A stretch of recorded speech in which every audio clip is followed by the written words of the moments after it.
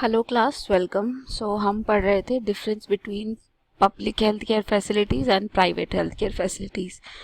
तो हमने पढ़ा था कि जो दवाइयाँ होती हैं वो काफ़ी महंगी होती हैं। जब हॉस्पिटल का जो खर्चा होता है वो काफ़ी महंगा होता है प्राइवेट हॉस्पिटल में, जिसकी वजह से कई लोगों को अपनी ज़मीन जायदाद ये सारी चीज़ें बेचनी पड़ जाती हैं।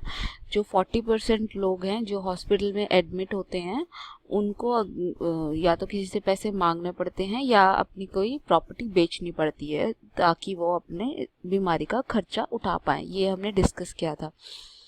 और हमने जाना था डिफरेंस बिटवीन एक ब्रांडेड दवाइयाँ होती हैं और एक जेनेरिक दवाइयाँ होती हैं। और जो मेडिकल काउंसिल ऑफ इंडिया है उसने बोला है कि हर मेडिकल प्रैक्टिशनर को, मतलब हर डॉक्टर को जेनेरिक दवाइयाँ ही बतानी चाहिए इलाज में। जेनेरिक दवाइयाँ ही लोगों को लिख के देनी चाहिए, क्योंकि जेनेरिक दवाइयाँ जो हैं वो काफ़ी सस्ते मिलती हैं, है ना। तो ये हमने पढ़ा था। ओके, अब हम थोड़ा पेस स्लो रखेंगे और आराम से सारी चीज़ें पढ़ते जाएंगे। For those who are poor, every illness in the family is cause of great anxiety and distress. जो लोग पुअर हैं उनके लिए कोई अगर बीमार हो जाता है फैमिली में तो उनके लिए तो ये बहुत ज़्यादा बड़ी टेंशन का कारण बन जाता है, क्योंकि उन्हें इतने सारे पैसे जमा करने पड़ते हैं, पैसे देने पड़ते हैं ना। तो इतना उनके लिए वो टेंशन हो जाती है। What is worse is that situation tend to happen again and again. और भी ज़्यादा बुरा क्या होता है, ये नहीं होता कि चलो एक बार बीमार हो गया तो उसके बाद दोबारा बीमार नहीं पड़ेगा, नहीं। वो सिचुएशन और बुरी होती जाती है। वो इंसान बार बार बीमार होता रहता है और बार बार लोगों को पैसे खर्चने पड़ते हैं, जो कि वो इतना महंगा जो ट्रीटमेंट है अफोर्ड ही नहीं कर पा रहे हैं। वो एक बार ही इतना महंगा ट्रीटमेंट अफोर्ड नहीं कर पा रहे और बार बार के लिए तो उन्हें बहुत ज़्यादा प्रॉब्लम हो जाती है। Those who are poor in the first place undernourished, जो पुअर होते हैं वो ऑलरेडी अंडर नरिश्ड होते हैं, मतलब अच्छे से खाते पीते नहीं है तो इसलिए वो बीमार पड़ जाते हैं। These families are not eating as much as they should. ये जो पुअर लोग हैं वो उतना जितना उनको रिक्वायर्ड है, मतलब उनकी बॉडी की जितनी ज़रूरत है वो उतना खाते ही नहीं है, क्योंकि उनके पास पैसे ही नहीं है उतना खाना खाने के लिए।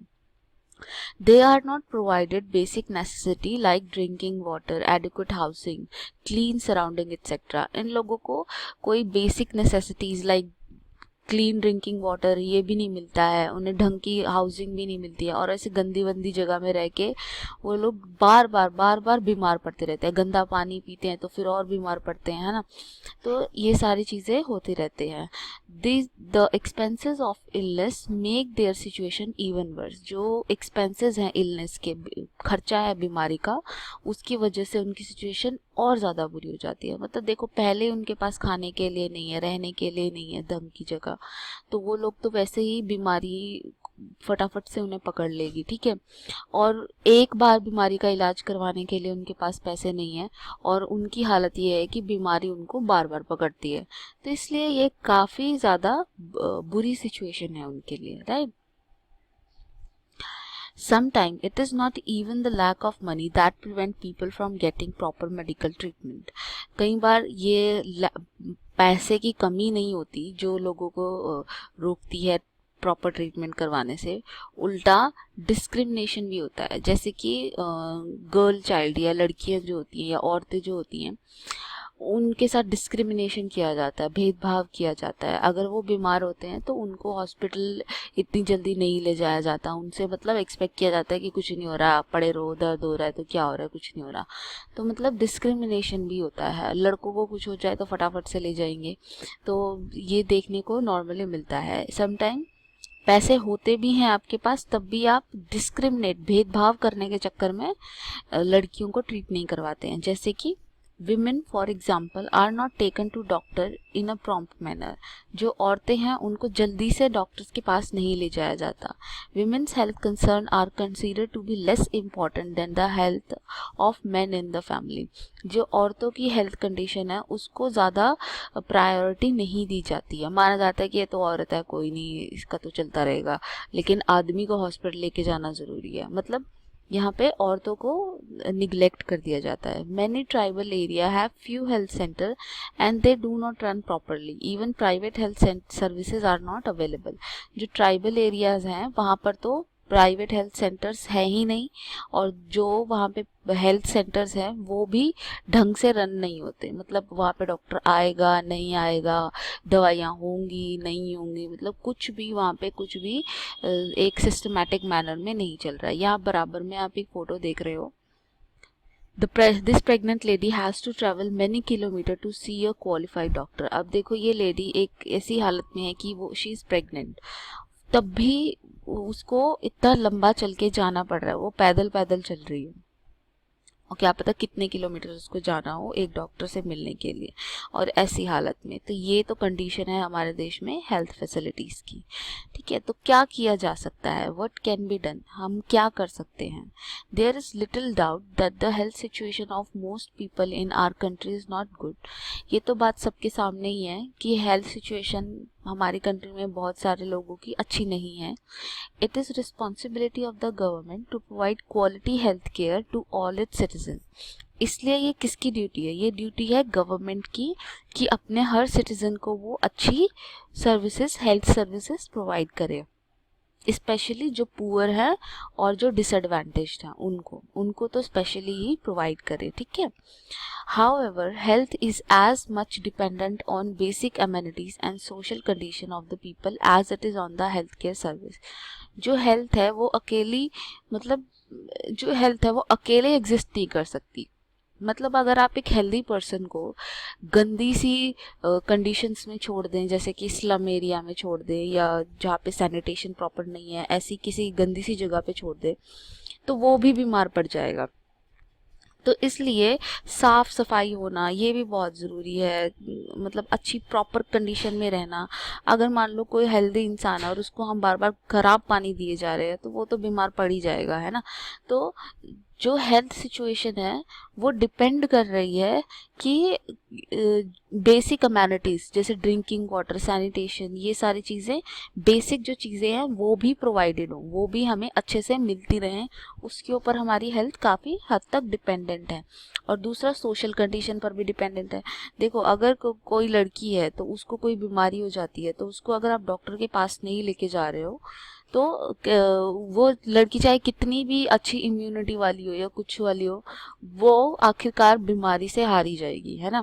तो डिपेंड करता है कि सोसाइटी कैसा सोचती है एक बीमार के प्रति, या फिर कैसा एटमॉस्फेयर है उसके अराउंड। अगर गंदा पानी मिल रहा है तो भी उसके जीवन खराब हो जाएगा। तो हेल्थ जो है वो अकेला वैक्यूम में एग्जिस्ट नहीं करता, मतलब अकेला फैक्टर नहीं है। हेल्थ के साथ बहुत सारी चीज़ें जुड़ी हुई हैं। जैसे हेल्थ के साथ क्या जुड़ी हुई है, बेसिक अमेनिटीज़। बेसिक अमेनिटीज़ मतलब जो बेसिक नेसेसिटीज़ होती है, बेसिक ज़रूरतें होती हैं, जैसे कि साफ़ पीने का पानी, रहने की स्वच्छ जगह हो, है ना, अच्छा खाने को हो, तो ये सारी चीज़ें। और सोशल कंडीशन मतलब कि जैसे लड़का लड़की में कोई भेदभाव ना हो, अमीर गरीब में कुछ भेदभाव ना हो, ऐसा। ट्राइबल एरिया जैसे हमने पढ़ा, तो ट्राइबल एरिया में तो कोई है ही नहीं हेल्थ केयर सेंटर, तो मतलब ऐसे भेदभाव नहीं होने चाहिए, अदरवाइज उनकी हेल्थ तो बिगड़ेगी बिगड़ेगी। ठीक है, Hence, it is important to work on both in order to improve the health situation of people। इसलिए ये बहुत ज़रूरी है कि हम सोसाइटी, मतलब जो सोसाइटी की थिंकिंग है उस पर भी काम करें, और दूसरा जो बेसिक नेसेसिटीज़ हैं लाइफ के लिए जो ज़रूरी हैं, बेसिक अमेनिटीज़ हैं, उनके ऊपर भी काम करें। मतलब अच्छा ड्रिंकिंग वाटर हो, पानी को उबाल के सबको मिले, साफ़ सुथरा पानी मिले, अच्छा खाने को मिले, है ना, ये सारी चीज़ें मिलनी चाहिए। Look at the following example. कुछ एग्जाम्पल है। The Kerala experience. सबसे पहला केरला का एक्सपीरियंस है, क्या है ये। In 1996, Kerala government made some major changes in the state. 40% of entire state budget was given to panchayat. They could plan and provide for their requirement. This made it possible for village to make sure that proper planning was done for water, food, women's development and education। अब देखो केरला में 1996 में एक step लिया गया जिसके तहत जो बजट है उसका 40% पंचायतों को दे दिया गया। अब पंचायतों के पास पावर थी कि वो प्लानिंग कर सके अच्छे से, कि वाटर अच्छा आए, शुद्ध आए, फूड अच्छे से से मिले, औरतों के लिए एजुकेशन हो, औरतों की डेवलपमेंट के लिए काम हो, इस तरह के प्लान वो बना सके। ये पंचायतों को पावर दे दी गई। This meant that water supply scheme were checked, the working of school and anganwadis was ensured and specific problem of the villages were taken up। इसकी वजह से, सिर्फ इस स्टेप की वजह से क्या हुआ, जो वाटर सप्लाई है या वाटर की जो स्कीम है, मतलब साफ़ है, पानी नहीं है वगैरह वगैरह, वाटर हर जगह पहुंच रहा है नहीं पहुंच रहा है, ये सारी चीज़ें चेक की गई। ठीक है, स्कूल की वर्किंग देखी गई, क्योंकि स्कूल ऑब्वियसली जो लोकल गवर्नमेंट होती है वो ज़्यादा ढंग से देख सकती है ना। तो स्कूल की वर्किंग देखी गई कि हाँ स्कूल में लड़का लड़की सब आ रहे हैं नहीं आ रहे हैं, है ना, ये देखा गया। आंगनवाड़ी में ढंग से काम हो रहा है नहीं हो रहा है, ये सब कुछ देखा गया। तो ये सारी विलेज की प्रॉब्लम्स देखी गई। तो विलेज में एक सोशल एटमॉस्फेयर अच्छा क्रिएट हो गया, जिसमें बेसिक अमेनिटीज़, बेसिक नेसेसिटीज सबको मिल रही थी, क्योंकि 40% जो बजट का था वो डायरेक्टली विलेजेस को दे दिया गया। तो विलेजेस के पास चीज़ें आ गई, तो लोगों के पास बेसिक नेसेसिटीज़ आ गई, तो इससे उनकी हेल्थ कंडीशन अच्छी हो जानी चाहिए, है ना। तो देखते हैं कि क्या होता है फिर आगे। ठीक है, health centre were also improved. All of this help to improve the situation. इसकी वजह से वहाँ की सिचुएशन काफ़ी अच्छी हो गई। Despite these effort however some problem, जैसे कि shortage of medicine, insufficient hospital bed और डॉक्टरों की कमी, ये सारी चीज़ें फिर भी रही, थोड़ी बहुत ये चीज़ें फिर भी रही, लेकिन ऑन द होल एक बेसिक उस पर लोगों की हेल्थ कंडीशन काफ़ी अच्छी हो गई। ये केरला का एक्सपेरिमेंट है। दूसरा एक्सपेरिमेंट है Costa Rican approach. Costa Rican approach, Costa Rica एक जगह है, तो सेंट्रल अमेरिका में एक कंट्री है। तो कोस्टा रिका के बारे में पढ़ते हैं कि उस वहाँ पे क्या एक्सपेरिमेंट हुआ है। जो कोस्टा रिका है is consider to be one of the healthiest country in Central America. जो सेंट्रल अमेरिका है वहाँ की एक हेल्दीएस्ट कंट्री है, मतलब बिल्कुल अच्छी कंडीशन रहती है वहाँ के लोगों की। The main reason for this can be found in Costa Rican constitution. अब देखो कोस्टा रिका में ऐसा क्या है कि वहाँ के लोगों की हेल्थ अच्छी है। Several year ago Costa Rica took a very important decision and decided not to have an army. Costa Rica ने डिसाइड किया कि हम आर्मी नहीं रखेंगे। This help the Costa Rica government to spend the money that army would have used on health, education and other basic need of people. तो जो army पे पैसा खर्चा होता, कोस्टा रिका ने किस पे खर्चा किया वो पैसा?